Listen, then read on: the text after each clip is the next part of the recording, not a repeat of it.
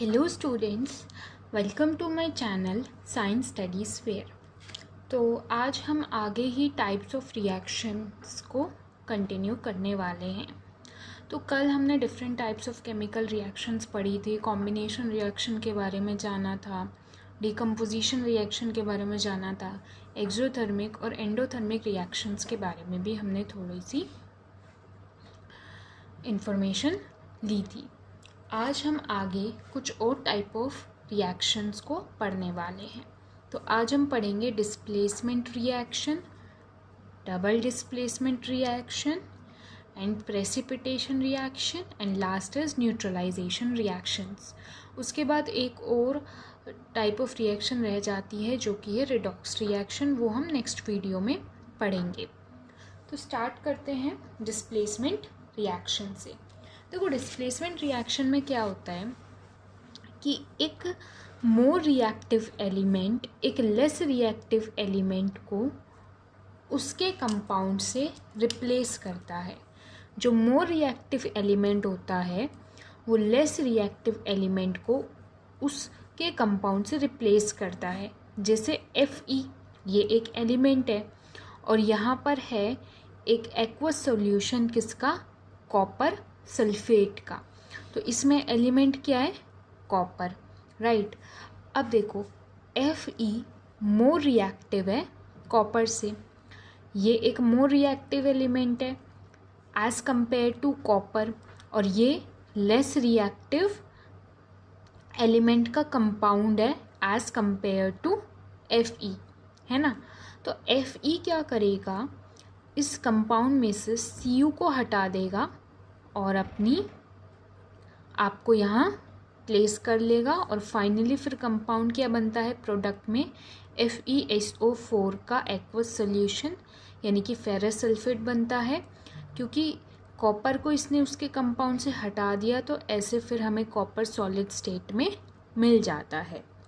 एक और रिएक्शन की स्टडी करते हैं, जैसे कि Zn solid, zinc solid plus CuSO4। तो जिंक ज़्यादा रिएक्टिव है कॉपर से, तो जिंक क्या करेगा, कॉपर सल्फेट के सॉल्यूशन से कॉपर को हटाएगा, राइट, और खुद उसकी जगह ले लेगा। यानी कि अब कंपाउंड क्या बन जाएगा, ZnSO4 का एक्वस सॉल्यूशन जिंक सल्फेट, और कॉपर हमें यहाँ सॉलिड स्टेट में ऑब्टेन हो जाता है, राइट। अब हमें पता कैसे चलेगा कि कौन सा एलिमेंट ज़्यादा रिएक्टिव है और कौन सा एलिमेंट कम रिएक्टिव है। तो इसके लिए हमें याद रखनी पड़ती है रिएक्टिविटी सीरीज़। तो आपको इस लेवल पर सिर्फ यही एलिमेंट्स की रिएक्टिविटी सीरीज़ याद करनी है। एक ट्रिक बताऊं तो देखो, हमें पता है ये पोटेशियम है, ये सोडियम, ये बैरियम, ये calcium, magnesium, aluminium, zinc, iron, nickel, tin, lead, hydrogen, copper, mercury, this is silver and this is gold and last one is platinum. तो सबसे ज़्यादा रिएक्टिव क्या है, कॉपर है। ये है डिक्रीजिंग ऑर्डर ऑफ रिएक्टिविटी।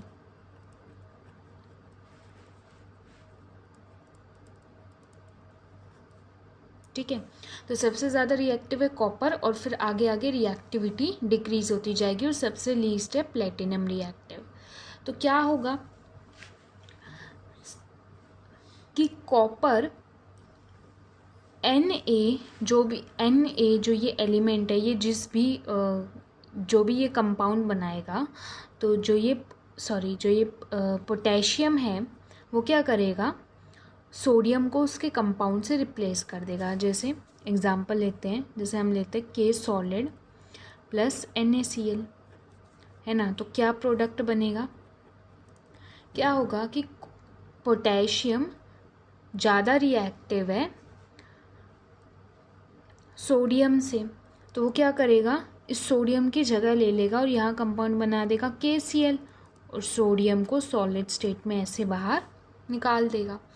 तो अब जैसे इन दोनों को कंपेयर करें तो Na ज़्यादा रिएक्टिव है बैरियम से, NaCa से भी ज़्यादा रिएक्टिव है कैल्शियम से। तो अगर हम इन दोनों की रिएक्टिविटी में देखें कि कैसे कंपाउंड बनेगा। जैसे हम ले लेते हैं Na solid plus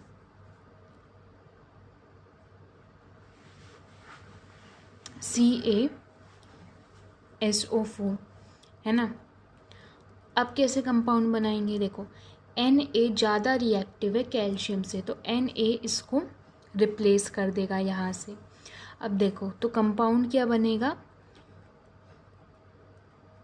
Na2SO4 plus calcium solid. अच्छा, अब आप सोच रहे होगे यहाँ 2 कैसे आ गया। देखो हमने सीखा होता है कि हम आयनिक कंपाउंड, ये सब क्या है, हम अभी आयनिक कंपाउंड के बारे में स्टडी कर रहे हैं। आपके लेवल पे ज़्यादातर आयनिक कंपाउंड्स की स्टडी होती है ना।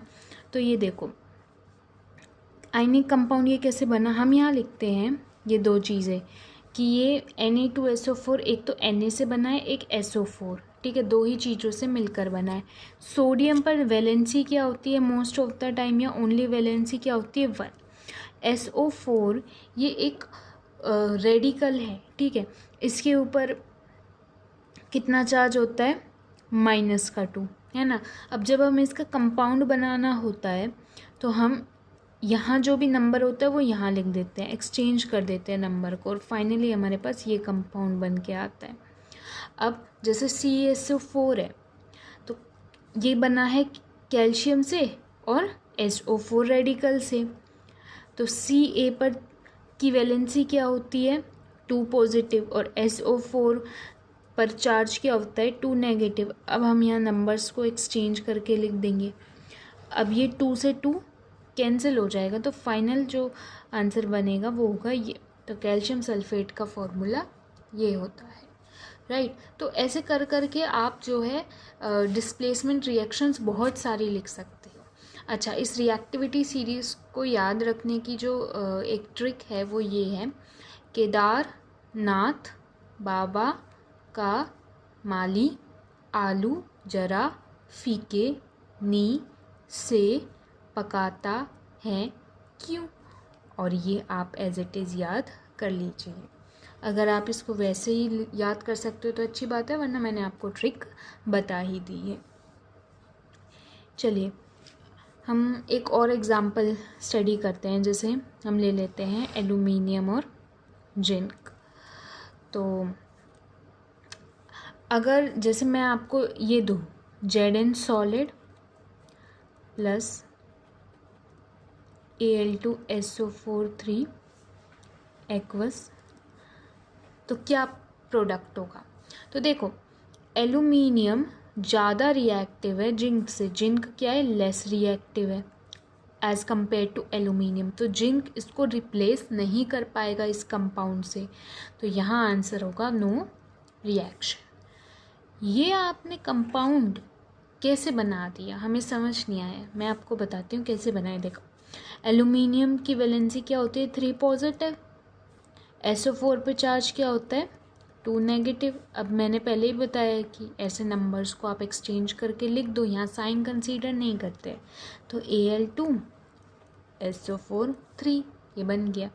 अगर इसकी उल्टी रिएक्शन दे दी होती, जैसे ये होता एल्यूमिनियम प्लस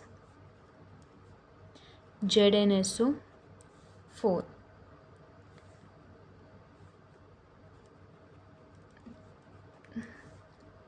तो क्या प्रोडक्ट बनेगा पता है हमें, एल्यूमिनियम ज़्यादा रिएक्टिव है जिंक से, तो एल्यूमिनियम इसको रिप्लेस कर देगा, है ना, तो बनेगा वही Al2SO4 3 प्लस जिंक सॉलिड। अब ये रिएक्शन बैलेंस नहीं है, हमें इसको बैलेंस करना पड़ेगा। जो मैंने आपको ये रिएक्शन भी बताई थी, ये भी रिएक्शन बैलेंस नहीं है, तो हमें इसको बैलेंस करना पड़ेगा। बैलेंसिंग देखते हैं। देखो यहाँ कितने सबसे पहले मैंने आपको बैलेंसिंग बताया था, सबसे पहले आपको वो कंपाउंड लेना है जिसमें सबसे ज़्यादा नंबर ऑफ़ एटम्स है, तो यहाँ सबसे ज़्यादा नंबर ऑफ़ एटम्स है, इसमें भी उस एलिमेंट को लेना है जिसके सबसे ज़्यादा नंबर ऑफ़ एटम्स हैं। तो ऑक्सीजन के सबसे ज़्यादा नंबर ऑफ़ एटम्स है, तो ऑक्सीजन तो दोनों जगह बैलेंस्ड है। अब हम देखेंगे सोडियम, जो कि नेक्स्ट हायर नंबर में प्रेजेंट है ना। देखो यहाँ तो 2 सोडियम एटम्स हैं, यहाँ 1 सोडियम एटम है, तो अगर मैं यहाँ 2 लगा दूँ तो सोडियम एटम्स तो बैलेंस हो जाते हैं, है ना। अब इसमें देखो मेरे यहाँ 2 लगाने से कुछ इफ़ेक्ट नहीं आया, बस इतना इफ़ेक्ट आया है कि सोडियम एटम्स बैलेंस हो गए हैं। अब बचता क्या है, एक तो सल्फ़र एटम बैलेंस करना बचता है और कैल्शियम एटम बैलेंस करने बचते हैं। तो देखो जितने सल्फ़र एटम्स यहाँ हैं उतने ही सल्फ़र एटम यहाँ हैं, यानी कि दोनों जगह एक एक सल्फ़र एटम है और दोनों जगह एक एक कैल्शियम एटम है। तो हो गई रिएक्शन बैलेंस।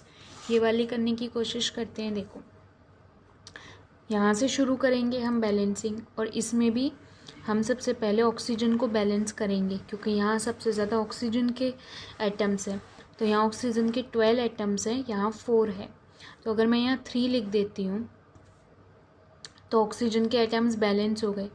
अच्छा, अब यहाँ 3 लिखने से इफ़ेक्ट क्या आ रहा है, देखो 3 तो Zn के एटम्स हो गए हैं और 3 सल्फ़र के एटम्स हो गए हैं। देखो सल्फ़र के एटम्स तो बैलेंस हो ही गए हैं, पहले भी 3 थे और यहाँ 3 लिखने से सल्फ़र एटम्स यहाँ भी बैलेंस हो गए हैं। और जिनके एटम्स 3 हो गए हैं तो यहाँ लिख देती हूँ 3, तो यहाँ भी 3 जिनके एटम्स हो गए, यहाँ भी, राइट। अब बचता क्या है, एल्यूमिनियम एटम्स को बैलेंस करना। यहाँ 2 एल्यूमिनियम एटम्स है, यहाँ 1 है, तो मैं यहाँ 2 लिख देती हूँ। हो गई रिएक्शन बैलेंस। तो ये थी डिस्प्लेसमेंट रिएक्शन। अब हम पढ़ेंगे double displacement reaction. Double displacement reaction क्या होती है, देखो मान लो ये आयनिक कंपाउंड से AB + CD। तो देखो A जो है आपका पॉजिटिव आयन है, B जो है नेगेटिव आयन है, ठीक है। C पॉजिटिव आयन है, D नेगेटिव आयन, मतलब A के ऊपर चार्ज पॉजिटिव है, जैसे यहाँ A क्या है, Na, क्योंकि यहाँ इस पे चार्ज क्या है, 1 पॉजिटिव है ना। हम यहाँ पे वैलेंसी लिखते हैं एलिमेंट्स की, ठीक है। और क्योंकि ये मेटल्स है तो इनकी तो वैलेंसी पॉजिटिव होती है, राइट। तो अब क्या होगा, क्या होगा कि ये जो पॉजिटिव है ये इस नेगेटिव के साथ कंपाउंड बना लेगा, और ये जो नेगेटिव है ये इस पॉजिटिव के साथ कंपाउंड बना लेगा, बस यही होती है, ठीक है।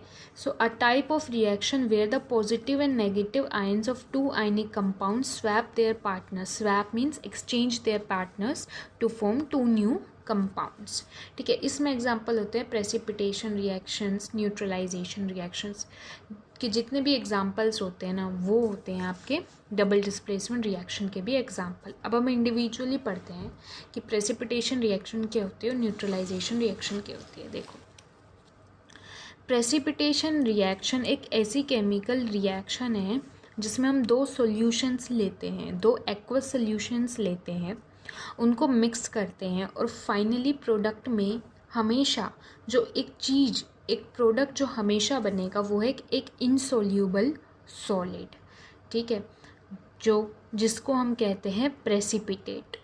और वो सॉल्यूबल नहीं होता, वो उस लिक्विड सॉल्यूशन से जो है सेपरेट होता है, नीचे बीकर के अंदर या टेस्ट ट्यूब के अंदर बनने के बाद नीचे सेटल हो जाता है, ठीक है। Precipitation reactions are a type of double displacement reactions, वो मैंने आपको पहले ही बता दिया है। तो बेसिकली देखो क्या लेंगे, 2 एक्वस सॉल्यूशंस लेंगे, ठीक है। अब मैंने बताया क्योंकि ये एक तरीके की डबल डिस्प्लेसमेंट रिएक्शंस है, ठीक है, तो इसमें पार्टनर्स क्या हो जाएंगे, चेंज हो जाएंगे। देखो यहाँ Na पे चार्ज कितना है, मतलब एक सोडियम एटम है उस पे चार्ज कितना है, 1 पॉजिटिव, ठीक है। एक SO4 रेडिकल पर चार्ज कितना है, 2 नेगेटिव। अब देखो यहाँ 2 सोडियम एटम्स हैं तो चार्ज क्या हो जाएगा, 2 पॉजिटिव, है ना, राइट। लेकिन अभी हम एक एक करके ही कंसीडर करते हैं, हम बस निकालते हैं कि क्या चीज़ पॉजिटिव है क्या चीज़ नेगेटिव है। ये कंपाउंड बनाना तो आपको पता है, जैसे Na पे चार्ज क्या होता है, 1 पॉजिटिव, SO4 पे चार्ज क्या होता है, 2 नेगेटिव, तो 2 यहाँ आ जाएगा, 1 यहाँ आ जाएगा, तो ऐसे बन गया Na2SO4। ऐसे आयनिक कंपाउंड्स बनते हैं, ठीक है। अभी हम बस पॉजिटिव पार्ट और नेगेटिव पार्ट निकालते हैं एक आयनिक कंपाउंड का, ठीक है। आयनिक कंपाउंड क्या होते हैं, जो आयन से मिलकर बने हैं। आयन्स के ऊपर क्या होता है, चार्ज होता है, कोई पॉजिटिव आयन होता है, कोई नेगेटिव आयन होता है। तो यहाँ पॉजिटिव आयन क्या है, सोडियम आयन, यहाँ नेगेटिव आयन क्या है, SO4 रेडिकल, राइट। अच्छा, यहाँ पॉजिटिव पार्ट क्या है, बेरियम। हमें पता है बेरियम पे चार्ज क्या होता है, एक बेरियम आयन पे चार्ज क्या होता है, 2 पॉजिटिव, है ना। और एक क्लोरीन आयन, यहाँ क्लोरीन आयन क्या है, नेगेटिव आयन है, उस पर चार्ज क्या होता है, -1। देखो ये अभी आप आयनिक कंपाउंड्स के बारे में ही स्टडी करोगे, आप आयनिक कंपाउंड्स के ही एग्जांपल दोगे इन रिएक्शंस में, ठीक है। तो यहाँ पे जो चीज़ पहले लिखी होगी ना, वो हमेशा आपकी जो है पॉजिटिव आयन होगी, ये बात याद रखना। तो क्या होगा, पार्टनर स्वैप हो जाएंगे, यानी कि ये जो पॉजिटिव है ये इसके साथ मिल जाएगा, ठीक है। तो क्या बन जाएगा, NaCl बन जाएगा, ठीक है। और ये जो पॉजिटिव है ये इसके साथ आ जाएगा, करेक्ट।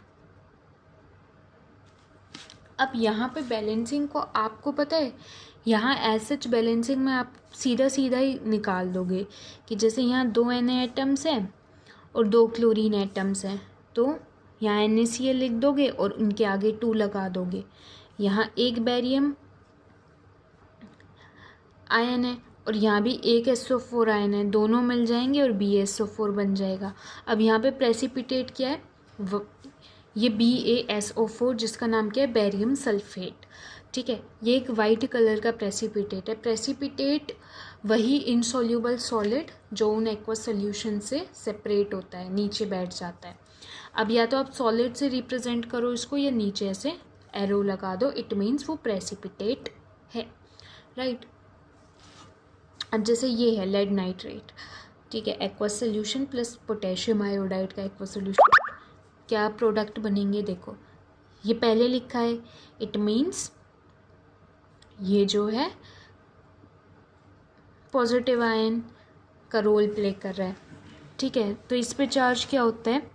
अच्छा, आप इनसे कैसे चार्ज निकालोगे, सिंपल है। मैंने बोला था अगर यहाँ कुछ भी नहीं है मतलब Pb का 1 है, मतलब मैंने बताया था यहाँ पे जो चार्ज होगा और यहाँ पे जो चार्ज होगा, सिर्फ हम नंबर्स यहाँ लिख देते हैं। तो यहाँ पे +2 होगा, यहाँ पे क्या होगा, -1। हम सिर्फ नंबर्स लिखते हैं नीचे आयनिक कंपाउंड्स में जब फॉर्मूला बनाते हैं। और ऊपर क्योंकि ये पहले लिखा है तो इस पर प्लस चार्ज होगा, ये बाद में लिखा है तो इस पर नेगेटिव चार्ज होगा। सेम एज इट इज़, यहाँ +1 होगा, यहाँ -1 होगा। तो ये Pb+2 किसके साथ रिएक्ट करेगा, आयोडीन के साथ, राइट। तो PbI2 कंपाउंड बन जाएगा। एक Pb का एटम है और 2 आप यहाँ आयोडीन के एटम्स लिख दोगे। वैसे तो ये यहाँ आयन्स हैं, 2 आयोडीन आयन्स है, पर मैं एटम्स इसलिए कह रही हूँ बैलेंसिंग के फॉर्म में, राइट। तो समझ जाना, ठीक है। अब ये क्या है, येलो PPT, राइट। और यहाँ कितने क्लोरीन एटम्स हैं, सॉरी आयन्स है 2, तो 2 के और 2 NO3 आयन्स। तो ऐसे आपका प्रोडक्ट बन गया, राइट।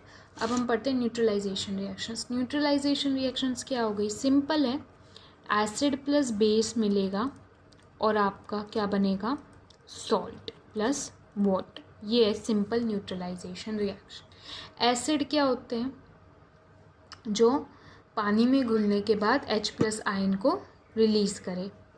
बेस क्या होते हैं, जो OH नेगेटिव आयन्स को रिलीज़ करे पानी में घुलने के बाद। तो इनका एक्वस सोल्यूशन लेंगे तो सॉल्ट बनेगा जो कि न्यूट्रल होता है, ठीक है, प्लस वाटर बनेगा, राइट। कोई भी एग्जांपल आप ले सकते हो, जैसे एसिड हो गया HCl और बेस क्या हो गया NaOH, दोनों का एक्वस सोल्यूशन हुआ क्योंकि ये एक डबल डिस्प्लेसमेंट रिएक्शन है ना। तो देखो H पर +1 चार्ज, क्लोरीन पर -1 चार्ज, Na पे +1 चार्ज और ये OH पूरा एक साथ होगा, है ना। ये एक रेडिकल है, इस पे चार्ज क्या है, -1।